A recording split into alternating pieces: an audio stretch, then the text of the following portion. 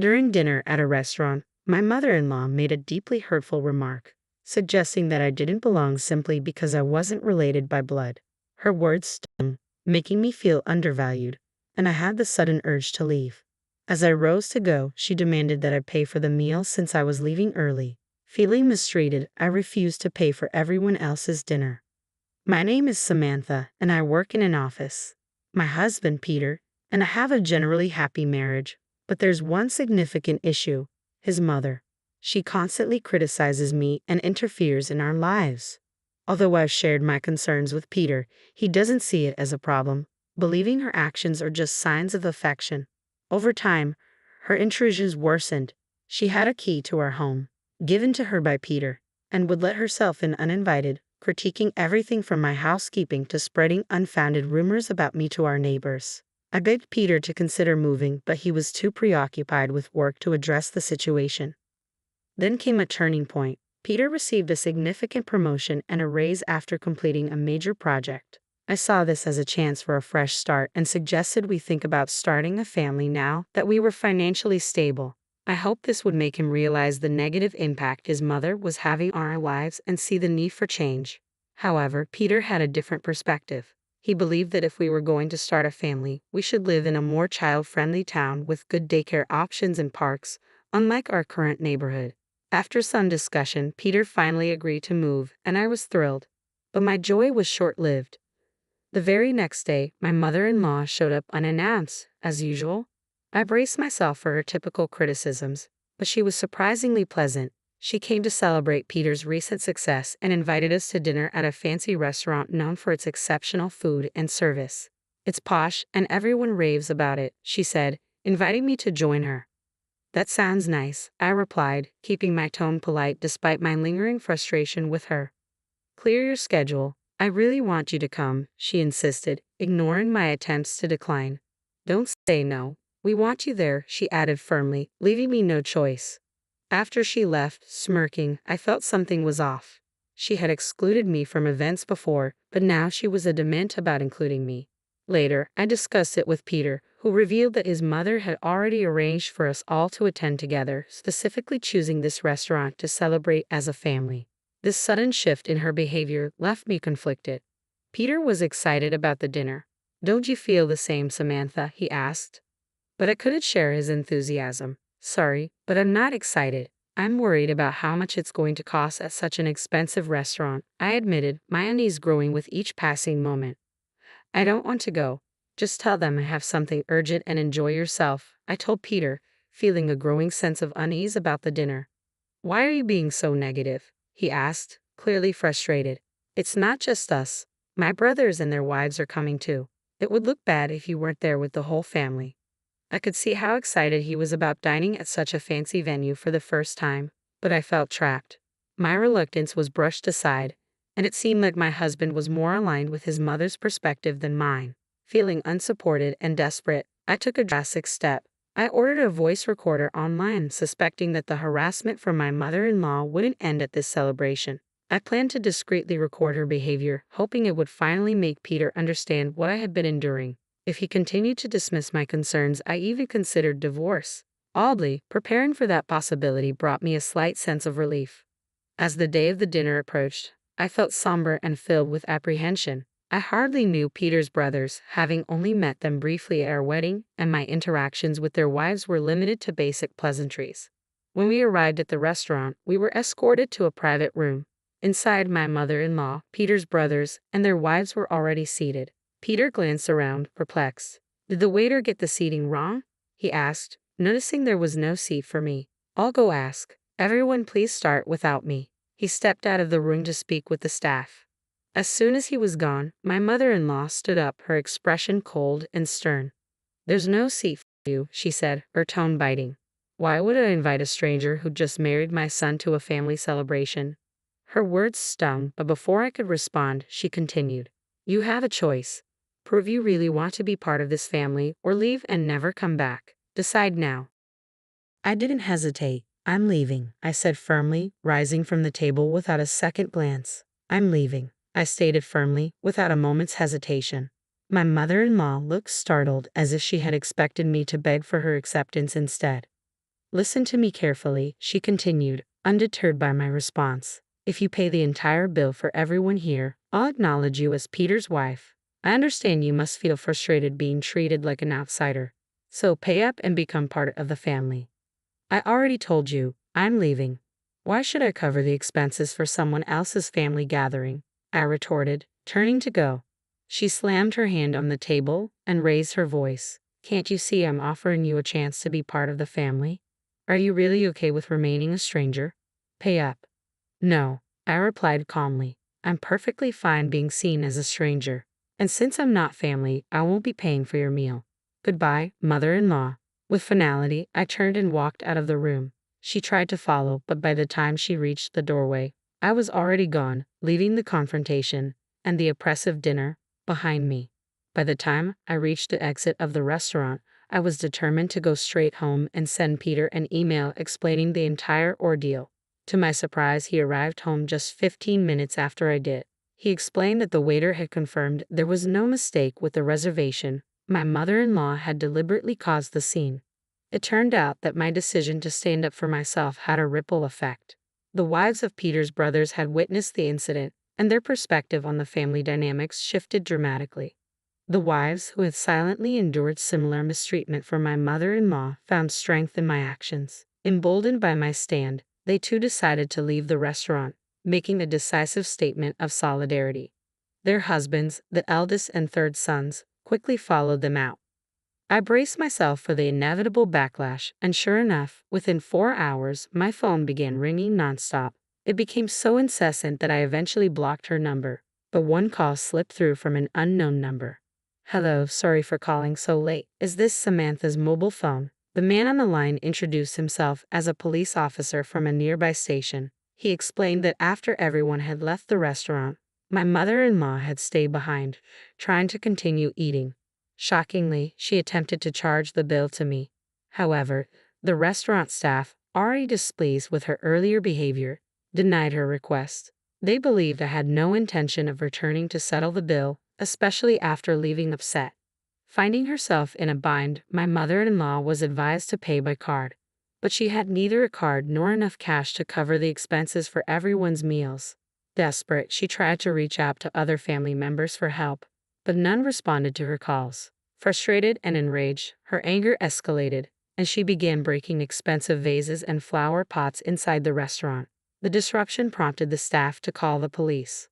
When the officers arrived, they managed to calm her somewhat, but she remained defiant, refusing to take responsibility for the chaos she had caused. With the restaurant yet to be compensated, the staff requested the police to escort her home.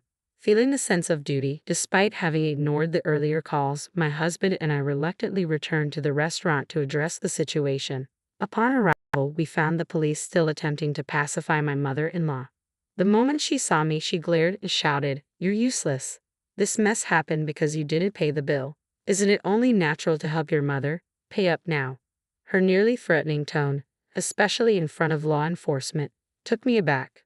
The officers had made it clear that if no one took responsibility, they would have to either escort her to a family member's home or arrest her for attempting to leave without paying the bill. Exasperated and determined to end the drama, I responded firmly, "Please take her away. Arrest her or do whatever you need to do, but make her take responsibility." My mother-in-law looked stunned by my assertiveness. "How could you say something so heartless? I can't believe it. Just pay the bill. It's bad luck to have a family member arrested," she pleaded. But my resolve was unshaken. "I don't care. I'm not family, and I don't want to be associated with someone who's acting irrationally and causing a disturbance," I replied. With that, I turned to leave the restaurant, determined to let the police handle the situation. All I wanted was to distance myself from the chaos and ensure my mother-in-law faced the consequences of her actions. Just as I was about to walk out, my husband, who had been silent until now, suddenly spoke up. "I understand what happened was awful for Samantha, but is it really serious enough to warrant an arrest?" he asked, coming to his mother's defense. "You're missing the point," I shot back. "She's in trouble with the police because she tried to leave without paying and caused a scene. It has nothing to do with me. Or are you suggesting I should be responsible for paying for 7 people's meals when I didn't even eat?" My husband fell silent, then walked past me towards the police and the restaurant staff. Anticipating his next move, I called out, "If you're going to pay for her meal and compensate them, we're getting divorced. Think about that." He didn't respond to my ultimatum. Instead, he quietly took out his wallet. Feeling hurt and betrayed, I left the restaurant, walking back home alone. Once home, I began packing my essential belongings, my decision to leave solidifying with every item I placed in my bag. Just before midnight, my husband returned. "Mom's not getting arrested," he sighed, clearly exhausted. She was in the wrong, but the restaurant said they'd forgive her if I compensated them and promised she wouldn't come back. I didn't have enough money, so I called my brothers to help. "I'm so tired," he went on, recounting the night's events, his frustration growing as he noticed my silence. Finally, he saw the packed bags. "What's with these bags?" he asked, confusion evident on his face. "I'm getting ready to leave," I replied, my voice steady. "We're getting divorced." His face fell as the weight of my words hit him, and I knew the rift his actions had caused was too deep to repair. "I told you that if you sided with her, we get divorced." "You can't say you didn't hear me," I declared, my voice steady and resolute. My husband's face showed pure shock, his eyes wide with astonishment before his expression shifted, and he began raising his voice. "What's happening? You've been acting so strange today. I understand that Mom did something terrible, but why does this have to lead to divorce?" he exclaimed. "I've told you countless times that I'm being mistreated," I countered, frustration seeping into my tone. "Even with all the evidence and others backing me up, you still chose your almost arrested mother over me. Isn't it reasonable that I want to divorce someone who behaves like that? I've had enough." He continued to protest, but I barely listened. My mind was already focused on leaving the house and taking the necessary steps for a divorce. The very next morning, I went straight to get the divorce papers. When I handed them over to my husband, he made a dramatic show, lamenting how he didn't want a divorce. However, the moment I mentioned involving a lawyer, his reluctance disappeared, and he signed the papers. I sent them off immediately, marking the official end of our marriage. Finally, I felt a profound sense of freedom, reclaiming my independence.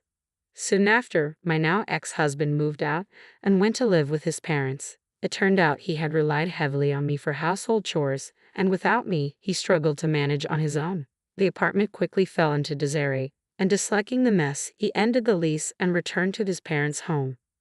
A similar fate befell his eldest and third brothers.